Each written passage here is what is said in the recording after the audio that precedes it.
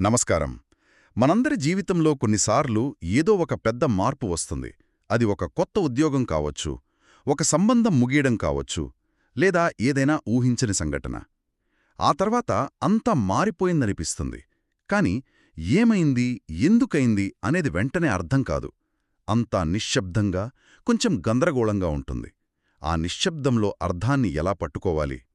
ఈరోజు మనం ఇదే ప్రశ్నకి సమాధానం వెతకబోతున్నాం. దీనికోసం మనకు the recognition of presence and the unfolding of meaning అనే ఒక తాత్విక వ్యాసం దొరికింది. ఇందులో రచయిత ఒక ఆధునిక సమస్యను వివరించడానికి పురాతన గ్రంథమైన దేవీ భాగవతాన్ని కూడా ప్రస్తావించారు. అవును, ఇక్కడే ఈ విశ్లేషణ చాలా ఆసక్తికరంగా మొదలవుతుంది. ఈ మూల గ్రంథం మనకు వెంటనే సమాధానాలు ఇచ్చేయదు. బదులుగా ఒక అనుభూతి గురించి మాట్లాడుతుంది. అంటే ఏదైనా ఒక మార్పు జరిగిన తర్వాత దాని ఉనికి మనకు తెలుస్తుంది, కాని దాని పూర్తి అర్థం తెలియడానికి సమయం పడుతుంది.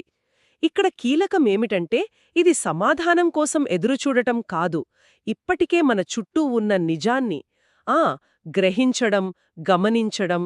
ఇది ఒక నిష్క్రియాత్మక నిరీక్షణ కాదు, చాలా చురుకైన పరిశీలన. సరే, దీని కొంచెం విడమర్చి చూద్దాం.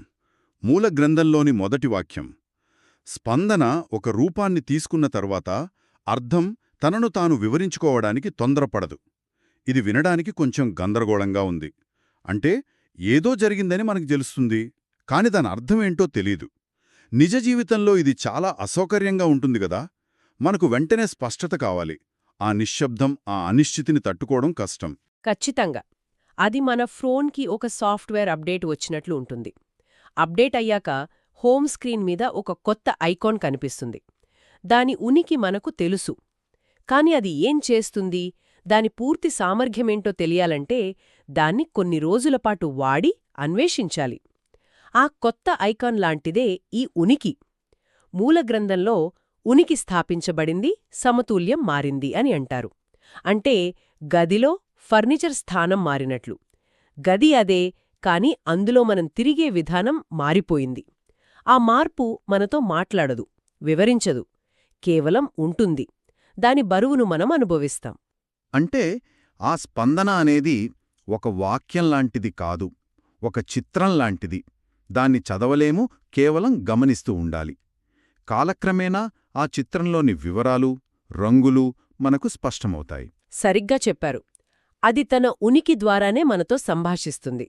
దాని ఉనికి మనలో కొత్త ప్రశ్నలను రేకెత్తిస్తుంది. ఇప్పుడు ఏమిటి? ఈ మార్పు నా జీవితంలోకి ఎందుకు వచ్చింది? దీని అర్థమేమిటి? అనే ప్రశ్నలు మొదలవుతాయి. అక్కడే మన ప్రయాణం ఒక కొత్త, ఊహించని మలుపు తీసుకుంటుంది. ఇక్కడే మూల గ్రంథంలో ఒక కీలకమైన మార్పు గురించి ప్రస్తావించారు. మనం సహాయం కోసం ఎదురుచూసే దశ నుండి వివేచనతో గ్రహించే దశకు మారతాం. ఇది చాలా పెద్ద మార్పు గదా.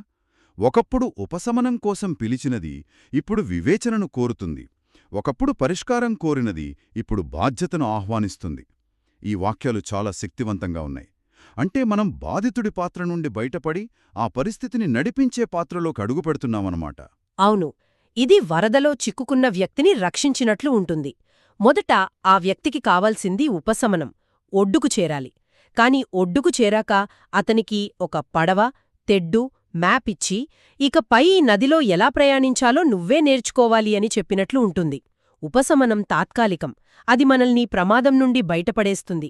కాని వివేచన, బాధ్యత మనల్ని భవిష్యత్తుకు సిద్ధం చేస్తాయి.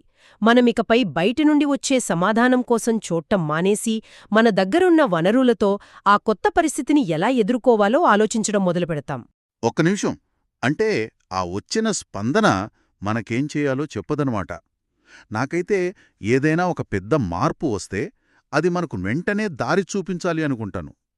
ఒకవేళ అది మన సమస్యలన్నిటినీ తీర్చకపోతే అది సరైన స్పందనే కాదనిపిస్తుంది. కాని ఈ మూలగ్రంథం అలా జరగదంటోంది కదా. అవును, ఇది చాలా ముఖ్యమైన విషయం. మనం సాధారణంగా ఒక దైవిక జోక్యం లేదా ఒక పెద్ద మార్పు వస్తే మన కష్టాలన్నీ మాయమైపోతాయని, దారి మొత్తం పూలతో నిండిపోతుందని ఆశిస్తాము. కాని మూలగ్రంథం చాలా వాస్తవంగా ఉంటుంది. అది స్పష్టంగా చెబుతుంది, ఆ స్పందన ప్రతి సవాల్నూ తొలగించదు, సులభమైన మార్గాన్ని వాగ్దానం చెయ్యదు, సంక్లిష్టతను కరిగించదు. ఇది నిజంగా ఆశ్చర్యంగా ఉంది. అంటే రోడ్డు మీదున్న గుంతలను పూడ్చదు. మరి ఏం చేస్తుంది? మూలగ్రంథంలో చర్య జరిగే క్షేత్రాన్ని పునర్వ్యవస్థీకరిస్తుంది అనుంది. ఈ మాటకు అర్థమేమిటి? ఇది వినడానికి చాలా సిద్ధాంతపరంగా ఉంది.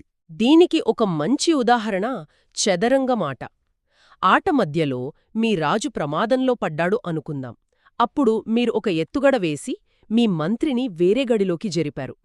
ఈ ఒక్క ఎత్తుగడ మీ రాజుపై ఉన్న ముప్పును తొలగించకపోవచ్చు, కాని అది బోర్డ్ మీద ఉన్న పరిస్థితిని పూర్తిగా మార్చేస్తుంది. అంతకుముందు మూసుకుపోయిన దారులు ఇప్పుడు తెరుచుకుంటాయి. మీ ఇతర పావులకు కొత్త అవకాశాలొస్తాయి. ప్రత్యర్థి ఇప్పుడు కొత్తగా ఆలోచించాల్సి వస్తుంది. ఇక్కడ జరిగిందదే. సమస్య పోలేదు, కాని మీరు ఆ సమస్యను ఎదుర్కొనే వ్యూహం, మీకున్న అవకాశాలు పూర్తిగా మారిపోయాయి. ఆ పునర్వ్యవస్థీకరణ అంటే ఇదే. అద్భుతమైన ఉదాహరణ. అంటే మన జీవితంలోకి వచ్చిన ఆ మార్పు సమస్యను పరిష్కరించదు, కాని మనం సమస్యను చూసే విధానాన్నే మార్చేస్తుందన్నమాట. మనకు కొత్త కళ్ళు ఇచ్చినట్లు. అంతకుముందు కనిపించిన దారులు ఇప్పుడు కనిపిస్తాయి. అందుకే మూలగ్రంథంలో దేవి భాగవతాన్ని ఉద్ధరించారు. The Devi Bhagavatam does not frame this as teaching, it frames it as recognition. అంటే దేవి భాగవతం దీన్ని బోధనగా కాకుండా ఒక గుర్తింపుగా చిత్రీకరిస్తోందని చెప్తున్నారు. బోధన బయటి నుండి వస్తుంది, గురువు మనకు పాఠాలు చెప్తారు. కాని గుర్తింపు అది మన లోపల నుండి ఉద్భవిస్తుంది. మనం అప్పటికే ఉన్న నిజాన్ని గుర్తించడం ప్రారంభిస్తాం, కొత్తగా నేర్చుకోవడం కాదు. అర్థం అందించబడదు, అది కనుగొనబడుతుంది. ఈ ఆలోచన వినడానికి చాలా బాగుంది, కానీ కొంచెం భయపెట్టే విషయం కూడా. అంటే సమాధానాలు మనకోసం సిద్ధంగా ఉండవు, మనమే వాటిని వెతుక్కుంటూ తవ్వుకుంటూ వెళ్లాలన్నమాట. ఆ పనికి చాలా ఓపిక కావాలి. అవును, చాలా భిన్నమైన సహనం కావాలి. ఇది రైలు కోసం ప్లాట్ఫాంపై వేచి ఉండటం లాంటిది కాదు. అక్కడ రైలు వస్తుందని మనకు ఖచ్చితంగా తెలుసు. ఇది ఒక పురావస్తు శాస్త్రవేత్త తవ్వకాలు జరపడం లాంటిది. అక్కడ ఏదో విలువైనది ఉందని నమ్మకముంటుంది, కాని అది ఎప్పుడు, ఏ రూపంలో, ఎంత లోతులో బయటపడుతుందో తెలియదు. చాలా ఓపికగా, జాగ్రత్తగా, నమ్మకంతో ప్రతి మట్టి పొరను తొలగించాలి. అందుకేనేమో మూలగ్రంథంలో what is now revealed is only partial అని చెప్పారు. అంటే మనకు కనిపించేది కేవలం పాక్షికమే, పూర్తి చిత్రం కాదు. ఇది కొంచెం నిరాశ కలిగించే విషయం కాదా? అంత కష్టపడ్డాక కూడా మనకు మొత్తం సమాధానం దొరకనప్పుడు అనిపించవచ్చు, కాని అక్కడే అసలైన అందం, ఆచరణాత్మకత ఉన్నాయి. రాత్రిపూట కారులో ప్రయాణిస్తున్నప్పుడు మన హెడ్లైటులు ఎలా పనిచేస్తాయో ఆలోచించండి. అవి మనకు వందల కిలోమీటర్ల దూరంలో ఉన్న గమ్యాన్ని చూపించవు, కేవలం మన ముందున్న 100 అడుగుల దారిని మాత్రమే చూపిస్తాయి. కాని ఆ వెలుగే చాలు మనం సురక్షితంగా ముందుకు సాగడానికి. ప్రతి మలుపు దగ్గర ఆ వెలుగు మనకు తరువాతి 100 అడుగులను చూపిస్తుంది. మూల గ్రంథంలో చెప్పేది కూడా అదే. ముందుకు సాగడానికి సరిపడా, ముగింపుకు రావడానికి సరిపోదు. మనకు లభించిన ఆ పాక్షిక అవగాహన, ఆ చిన్న వెలుగే మన మార్గదర్శకం. వావ్! అంటే పూర్తి స్పష్టత వచ్చే వరకు ఆగిపోవాల్సిన అవసరం లేదనమాట.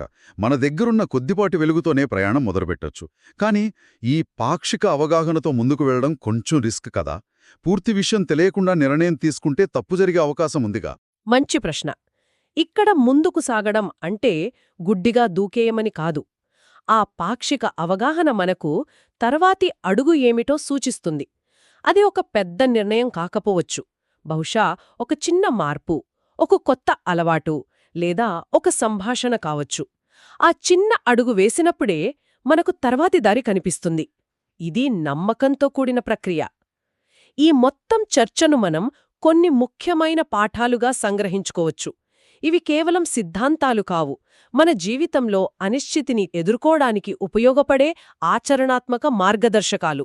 అవేంటో వినాలని ఆసక్తిగా ఉంది. మొదటిది, అర్థమనేది తక్షణమే దొరికే ప్యాకేజ్ కాదు, అది నెమ్మదిగా వికసించే పువ్వులాంటిది. మనం దాన్ని తొందరపెట్టలేము. రెండోది, వివరణ కంటే ముందు ఉనికి ఏర్పడుతుంది. అంటే ముందు అనుభవం, తర్వాతే అవగాహన. దీన్ని అంగీకరించాలి. మూడోది, స్పందన లేదా మార్పు వచ్చిన తర్వాత మన పని అయిపోదు, అక్కడే అసలైన పని మొదలవుతుంది. అదే వివేచన. ఇక నాలుగోది, చాలా ముఖ్యమైనది, పాక్షిక అవగాహన ఒక లోపం కాదు, అదొక మార్గదర్శకం. మన దగ్గర ఉన్న చిన్న వెలుగుతోనే ముందుకు సాగాలి. అయితే ఈ విశ్లేషణంతా మనకు చెప్పేదేమిటి? నాకైతే అర్థమనేది ఒక గమ్యం కాదు, అదొక ప్రయాణం అనిపిస్తుంది.